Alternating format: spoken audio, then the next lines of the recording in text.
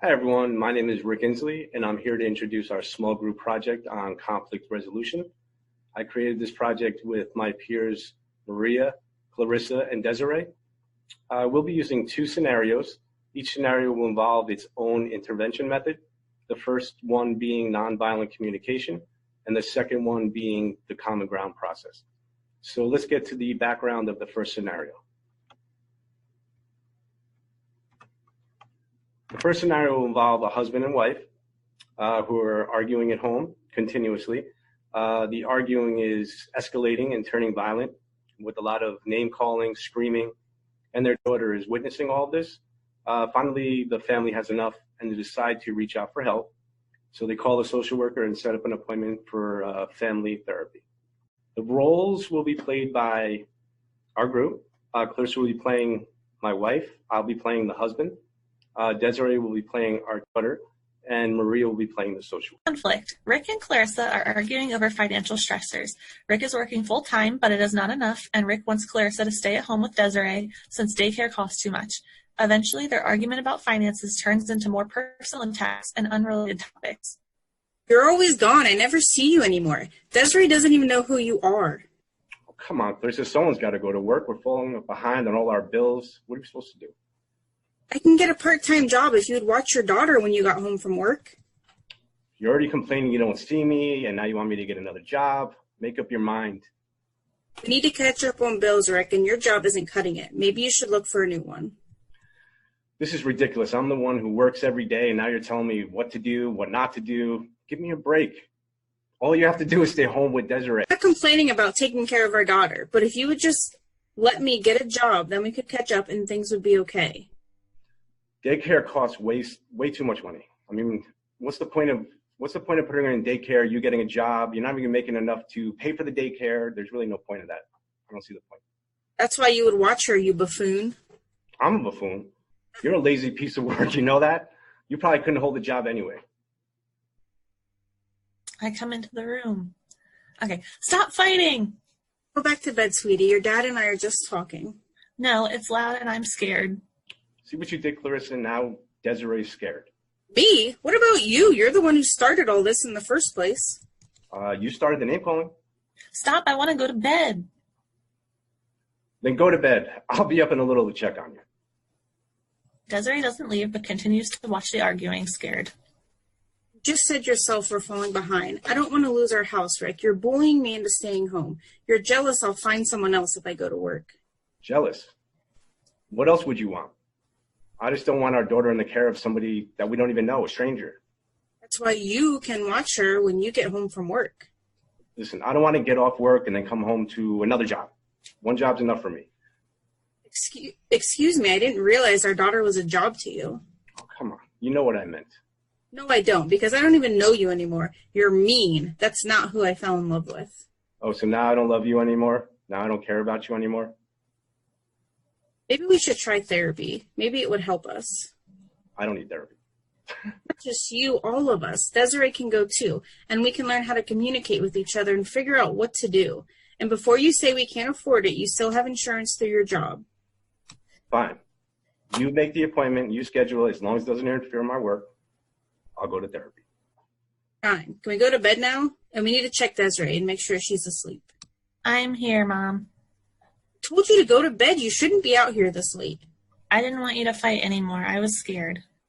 Don't be scared, honey. We're going to get things worked out very soon. Did you say scared, Desiree? Come on. Only wimps get scared. Are you a wimp, Desiree? No. Rick! I'm just kidding. You can't even make jokes around this house anymore. Crazy.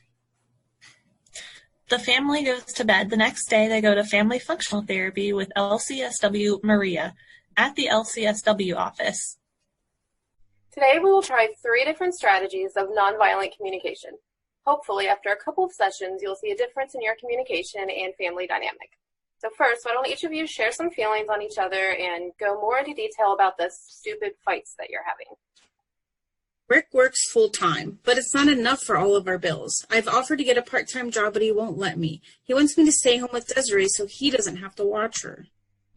That's not true. I love our daughter. But when I get off work, I don't want to have to come home to another job. You keep getting mad at me for working overtime, but now we need money. I don't know what you want. And Desiree, how do you feel when you see your parents arguing like that? I feel scared and I wonder if they love each other anymore, or maybe it's my fault. It's not your fault, sweetie.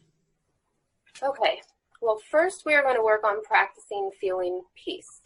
All of you can do this, and it will help you to center yourselves and collect your thoughts. So I want you all to sit quietly. I want you to notice your breathing. Breathe normally and smoothly. Then start to notice your body. Start at your toes and work your way all the way up to your head. Become aware of how you are feeling right now, what emotions you're having. Finally, think of a specific person or event that brings you a sense of appreciation. Become aware of your heart and keep thinking of that feeling of appreciation. Soon, your breathing and heart rate will slow down and you'll feel calmer. I do feel more calm. Actually surprising. I do too. Interesting. I feel sleepy. So now we are going to start distinguishing your feelings from your thoughts. For example, you may think that you aren't appreciated, but really you're feeling unheard. This is because your needs aren't being met by the other person. Well, I do feel underappreciated. I mean, I work hard all day and then I come home and kind of argue about Clarissa's sharing about how much I'm not doing, what I'm not enough in, and I do feel underappreciated. It's not enough, but you won't let me help.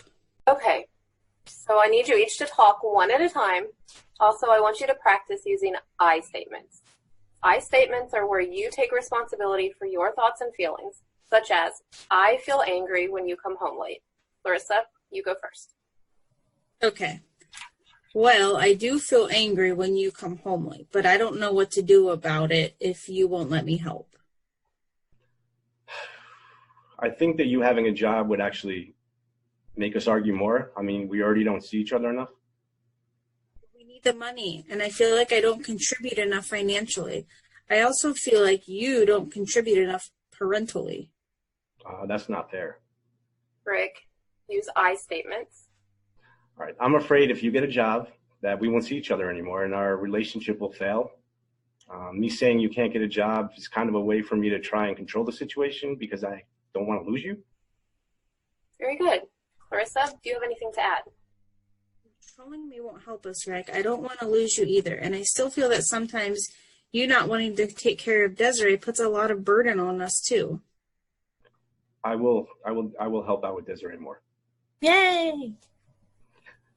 Final part of nonviolent communication we will learn today is how to stay present. This means taking responsibility for our feelings and being aware of our needs. Can I start? Sure. Okay. I'm sorry I was controlling. I would like for us to be able to go out and spend time together during the week, just you and me. And if you want to get a job, I'll watch Desiree. So Clarissa, I want you to paraphrase what Rick just said. Saying that you want to spend more time together and that we will find a way for both of us to work and watch our daughter. Is that correct? Yes, that's correct. Okay, that is one of my needs too. And I'm sorry for getting angry at you when you came home late from work. I know you only work so much to take care of us. Very good, you two. I want you to practice these things for a week. Listen to each other's needs and take responsibility for your own emotions. Then next week, we will meet and see if it worked or if you need to learn some new skills. Sounds good. See you next week. Yay, we learned things. Hello, I'm Clarissa, and I'm going to be introducing the second scenario. Our second scenario will be similar to the first one in that it involves a couple in an abusive relationship with trust issues. The family in our scenario consists of a wife and a wife who are raising a teenage daughter. Desiree is the working wife, and she works all day, so she doesn't feel the need to cook, clean, or help with their daughter when she gets home. Maria is the stay-at-home wife, and she is struggling with finding her place in the family, feeling needed, and having a teenage daughter. As a family, they decide to seek counseling together.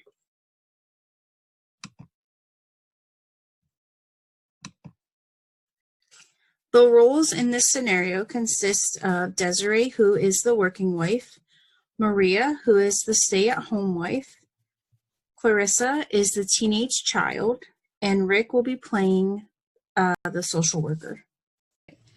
Desiree and Maria are arguing over financial stressors. Desiree is working full-time, but it is not enough, and Desiree wants Maria to stay at home so she can cook and clean the house.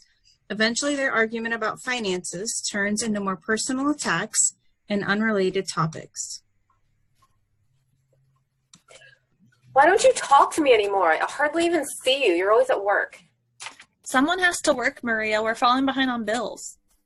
I can get a job if you would cook and clean up after yourself.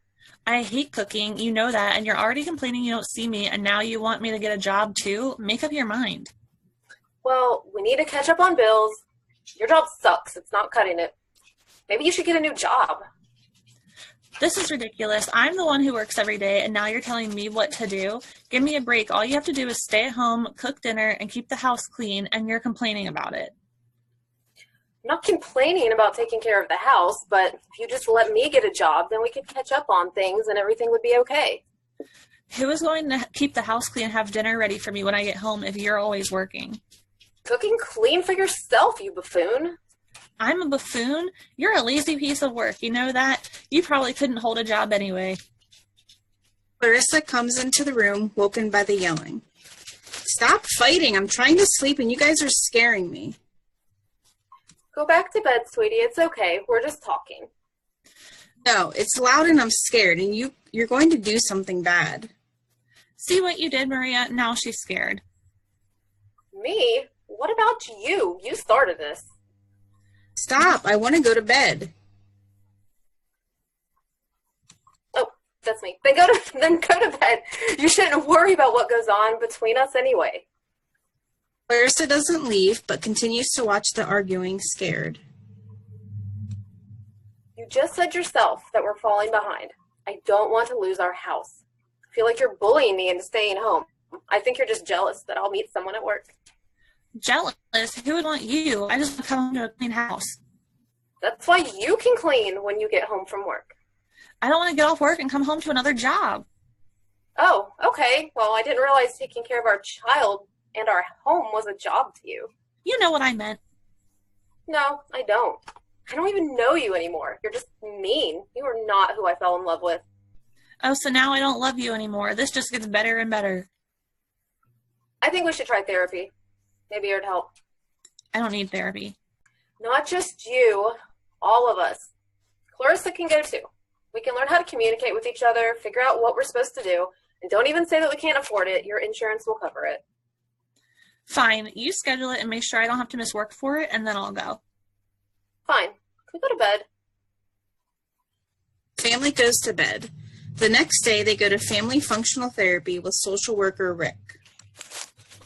Hi, everyone. I just wanted to take a minute and thank you all for being here. Would you like to take turns and talk to me about why you're here today? I'll ask Maria to go first. Remember, everyone will get a chance to speak. Maria? Okay, so I rarely get to see Desiree, and when we are together, we just end up fighting. She doesn't make enough money at her job, and I want to get a job because we're so far behind on our bills, and I don't want to become further behind. But she said she doesn't want me to get a job because she wants me to stay at home and cook and clean and take care of kids. And this last fight we had, it was awful. It was really scary. It was probably the worst one yet, and I just don't want that to happen again. Thank you, Maria. Thank you for sharing. Desiree, could you tell me what's going on at home? Yeah, I work all day, and when I get home, I'm exhausted, but Maria doesn't care. She just keeps ordering me around. She doesn't need a job. She can barely handle her responsibilities at home. Well, thank you, Desiree. Clarissa, would you mind telling me your point of view? Sure. My parents fight all the time. I can't get any schoolwork done, and sometimes I can't even go to sleep. I'm so worried they're going to get a divorce, and it's hard for me to focus in school. I love my parents, but they can't be happy fighting all the time. Thank you for sharing, Clarissa. In today's session, I hope to be able to teach you all a way to communicate that will help all of you converse with each other and make sure you're being heard. Today, we are going to use a communication method known as common ground. Common ground is typically used when there is a confrontation and two people aren't able to agree on a solution, I think common ground is appropriate to use in your situation because, as you stated earlier, you have several conflicts going on at one time. Yeah, my opinion is she doesn't need a job. I'll get a job if I want a job. You guys just stop already? You're embarrassing me. It seems like this is a delicate topic for all of you. Let me explain the rules and then we can get started. Only one person will speak at a time. I'm going to let Maria go first. Maria, you will start by sharing your side of the story using I statements. After you are finished, Desiree, you will paraphrase what you heard Maria say. My job is to be the facilitator. After Desiree is finished paraphrasing, I'll make sure Maria feels her ideas are being heard correctly. This activity works best if you let the other person finish before expressing your thoughts and ideas. You will both have the opportunity to talk. Okay, let's just get this over with.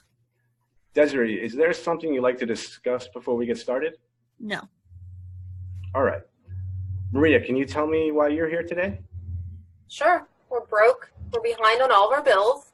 We're not that behind on our bills, and we're certainly not behind on all of them. Thank you, Desiree, for the clarification. As I said earlier, you will have a chance to talk. You'll be able to paraphrase Maria's statement better if you listen to the entirety of it. Please continue, Maria. Okay, so I'm home all day by myself. I'm bored, I'm lonely. I figure I'm not doing anything sitting there anyway. I may as well go to work. Our financial situation is just getting worse. And Clarissa's a teenager now, so she doesn't need me to watch her every move. Thank you, Maria. Desiree, could you paraphrase what Maria said? If you could start out by saying what I hear you saying is, and then give a summary of the ideas she stated. What I hear you saying is you think we're behind on the bills and you're bored staying at home all day. Thank you, Desiree. Maria, did Desiree capture what you were trying to say? I mean, not really. I'm bored, but there's more to it than that. Our daughter's growing up. You're never around. I'm lonely, and I'm nervous about our financial situation. Desiree, would you mind trying that again? I guess you're worried about the bills and our daughter. You want to help with the bills, and you also think your daughter doesn't need you anymore. Okay. Thank you for sharing. Maria, do you think Desiree has captured what you were trying to say? Yeah, that was better. I worry all the time about bills and about Clarissa. I will always need you, both of you. Thank you, sweetie. Desiree, would you mind trying the paraphrase again? What I hear you say is you're worried about the bills and you want to contribute to the family income. Also, you're lonely because you're home by yourself all day and you think our daughter doesn't need you anymore. Thank you, Desiree. Maria, did Desiree capture what you were trying to say? Yes. Thank you, Desiree. Could you please tell Maria how you're feeling? I don't want Maria to get a job. I'm supposed to be the head of the household and provide for my family. Work has been stressful lately, and I don't feel like talking or interacting with anyone when I get home. As soon as I sit down, Maria starts on me. She's always nagging me about something. If she gets a job, who's going to help with Clarissa, keep the house clean, or cook every night? Thank you, Desiree. Maria, could you paraphrase what Desiree said? Remember to start out by saying what I heard you say is. What I heard you say is you don't want me to get a job because you're afraid I will stop cooking and cleaning. Also, you worry that if I do get a job, that you won't be supporting the family. You also work very hard during the day and you're under a lot of stress, so you need some time to de-stress when you get home. Thank you, Maria. Desiree, did Maria capture what you were trying to say? Yeah, but I really do like the way it's... Oh, I think that's supposed to be don't. Sorry. Yes, but I really don't like the way it sounds when she says it. Desiree, could you elaborate on that? I sound pathetic and needy. Why do you think you sound pathetic? I sound like I don't want my wife to be happy because it might take away from my happiness. That doesn't seem fair and it makes me feel selfish. Well, thank you for expressing yourself, Desiree. Maria, what do you think about this? Desiree, I don't think you're needy or selfish. You work so hard all day, and you said work has been stressful lately. I know, but I shouldn't take it out on you and Clarissa. I love you, Mom. I love you too. Clarissa, would you like to share a conflict with us? Remember to use I statements, please. Sure, I can try. I'm worried about my parents. I can hear them fighting all the time. I worry they are going to get a divorce, and I want both of my moms in my life. I don't know what I would do if something happened. I know they are both worried about money and bills, so maybe I can get a job to help them. I'm almost 16 now anyhow. Thank you, Clarissa. Desiree and Maria, can you take turns paraphrasing what you think it is Clarissa is trying to say? Okay, I'll start. Clarissa, what I hear you say is that you are worried about your mother and I. You hear us fight and argue, and it scares you. Yeah, that's part of it. Desiree, would you mind trying the paraphrase, please? Clarissa, what I hear you say is you're worried about your mother and I, and it's affecting you inside and outside of our home. I can't speak for your mother, but I don't want you to worry about getting a job. School is your responsibility. Your mother and I will work this out. Thank you, Desiree. Clarissa, do you think they've captured what you were trying to say? I think so. Mommy D, if you don't want me to get a job, maybe Mommy M can get a part-time job and I can help out more around the house. I get most of my schoolwork done at school anyhow. Maria, how do you feel about that suggestion? I like that suggestion a lot. I think having a part-time job would help me feel like I'm contributing to our household. I like that idea too. Maria and Clarissa, I want to apologize for my selfish behaviors recently. I'm going to try to be a better wife and mother to both of you. Thank you, Desiree. I apologize too, to both of you. I haven't been fair to either of you with how I've been acting. Well, it looks like we've made a lot of progress today. I hope to see Maria and Desiree next week for couples counseling. We're going to discuss the two intervention methods we use, nonviolent communication and common ground, and just get everyone's thoughts on it. So who'd like to start? I'll start. All right.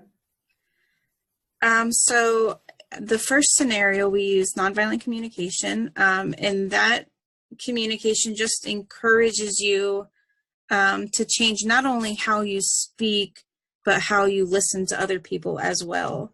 And it really teaches you, I think, to distinguish between your own thoughts and feelings and emotions and judgments. Yeah. And for the common ground scenario, it's a lot of focusing on your listening. So instead of having a conversation and then coming up with what you're going to say next, you actually have to listen to the other person, because then you're paraphrasing what they say. So I think it really helps with listening skills. And they both use different kind of similar methods, like the I statements. I think those are helpful for both scenarios. For us, I feel like the nonviolent communication and Marshall Rosenberg's that excerpt from his book was broken down so well into like all the different pieces and like how to kind of take it step by step. Mm-hmm. Yeah, I agree. I guess what I like about common ground is it kind of it helps everyone kind of get to a kind of connect in the areas where they can understand each other. Not so much the surface topic, but more so what's really going on underneath the surface, I guess, feeling wise. So I think it's very effective because it gets beneath the surface somewhat. Mm-hmm. Yeah. And nonviolent communication, I feel, can be used like in big groups, and common ground is more for like one-on-one, like how it is with counseling, the couples therapy and stuff like that. Yes, definitely. So in the first scenario, nonviolent communication was used to show that Clarissa and Rick, that there are healthy ways to communicate instead of arguing and putting each other down. Some of the methods that were used with nonviolent communication were I statements, staying present, and practicing feeling inner peace. And then in the second scenario, the common ground method was used. So myself and Maria were shown a way to come up with common goals as well as get our opinions across. And that way we felt heard and validated. I agree. Desiree, when you wrote the script for the nonviolent communication, I thought you did a really good job of kind of not just doing like the whole communication piece. You started at the very beginning, kind of like with the breathing, and then went through. And I really like that. Thank you. Yeah, actually taking part in that role play and the breathing part, I felt so much calmer. It worked. It worked. Role playing, yes, big time. So thank you for that. Yeah, that technique is wonderful, and I feel like it's something that we can all walk away from the class with. That little piece of, we can start to tap into that nonviolent communication process pretty easily just by grounding and centering and just pausing throughout our day before we communicate with anyone. I know a lot of us communicated we'd like to implement this technique into our everyday lives, so I feel like that was really helpful and practical. I agree. And Clarissa, when you wrote the script for Common Ground, you were very detailed, and I felt like you made Rick as the social worker more. He explained more. And I feel like I had you guys show more, but he explained it, so I liked that too because I knew what was going on. Yeah. So we covered diversity and oppression in a couple of different ways. In our first scenario, we really addressed gender roles and the power dynamic between a husband and a wife and what I guess society has deemed as expected from the wife and how that is playing out in this relationship scenario. And then in our second scenario, we showed a same-sex couple to illustrate that intimate partner violence is something that affects same-sex couples as well as heterosexual couples. So we're addressing, issues of heteronormativity by including that scenario and that couple. We found that it was just really important to address that particular piece, just due to some of the statistics that so many lesbian, gay, bisexual, trans folks are in these relationships, and they're also experiencing intimate partner violence at rates the same or even higher than those who are in heterosexual couples. And that some of the challenges they face can be unique. I'm intrigued because I have assumptions that, if a woman and a woman live together, that they're going to get along better than a man and a woman. No, I'm sorry. That's my assumption. So seeing this and hearing this is good for me. Yeah. It's not true. I think a lot of, just like how men are also victims of domestic violence, Yeah. I think how intimate partner violence in LGBTQ couples is definitely underreported. And people don't really know how to, counselors and people like that don't really know how to deal with that because it's underreported, so they don't work with it often enough to help those people. Mm. Yeah. I like too that we showed a domestic violence scenario that didn't include actual physical violence, but more emotional and verbal abuse. I agree, because it's still domestic violence. Right. Yeah, words can be as powerful as, fists, not necessarily, but can be. Being attacked emotionally like that, definitely. So I agree. So our group stage that we ended with, we're kind of debating on. We don't know if we were partly in chaos and partly in community. We kind of all feel like we're kind of moving back and forth between the two stages. So Definitely. Let's discuss why we feel that way. This describes the chaos stage, some of the characteristics of it. Heightened anxiety, members trying to assert themselves, differentiating themselves, acting out, feelings of unsafety, distrust, and trying to minimize the chaos. So I think we all experienced anxiety. Yes. In agreement. I don't think, at least for me, I don't think there was really any acting out. You guys are pretty great. I mean, I guess for me, there was a little acting out in the sense where, if I sent a text message and it wasn't responded to or something, a part of me started taking it personally. But I felt it happening. I have to, and that's something I'm aware of. So you guys helped me out, actually. Oh, I'm sorry. No, it's okay. It's okay. It's really good for me to experience because I need to know that not everything's about me. So. Did that make you feel unsafe or distrustful? Yes, it did. It did.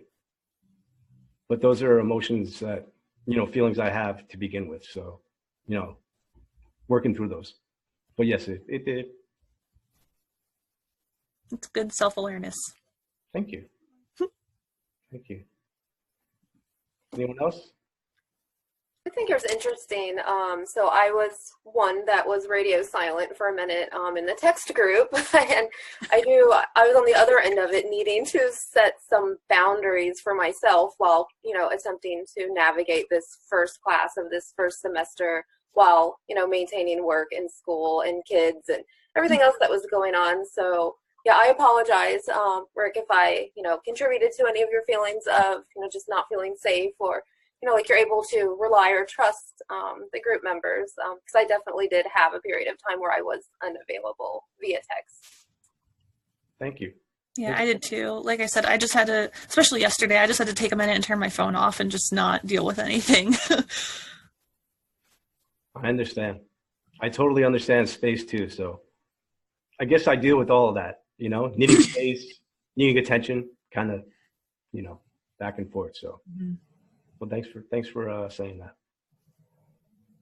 I feel like we're moving into community stage as we speak. Kind of cool.